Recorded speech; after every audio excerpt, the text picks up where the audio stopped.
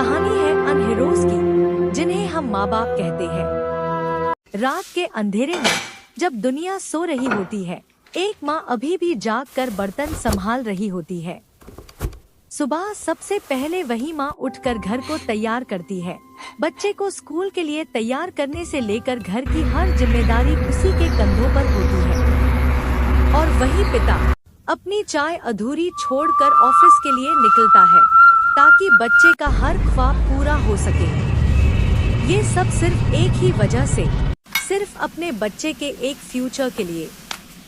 हमेशा याद रखना, ये ठंडी चाय माँ बाप के अन सैक्रिफाइसेस की कहानी है जो कभी किताबों में नहीं लिखी जाती पर जिंदगी भर याद रहती है।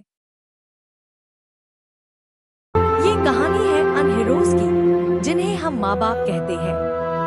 रात के अंधेरे में जब दुनिया सो रही होती है, एक माँ अभी भी जाग कर बर्तन संभाल रही होती है।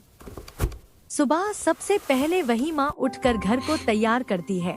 बच्चे को स्कूल के लिए तैयार करने से लेकर घर की हर जिम्मेदारी उसी के कंधों पर होती है। और वही पिता अपनी चाय अधूरी छोड़कर ऑफिस के लिए निकलता है ताकि बच्चे का हर ख्वाब पूरा हो सके। ये सब सिर्फ एक ही वजह से, सिर्फ अपने बच्चे के एक फ्यूचर के लिए। हमेशा याद रखना, ये ठंडी चाय माँ बाप के अन सैक्रिफाइसेस की कहानी है जो कभी किताबों में नहीं लिखी जाती पर जिंदगी भर याद रहती है।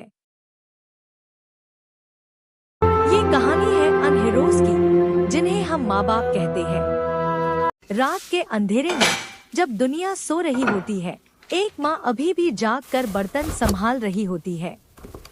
सुबह सबसे पहले वही माँ उठकर घर को तैयार करती है।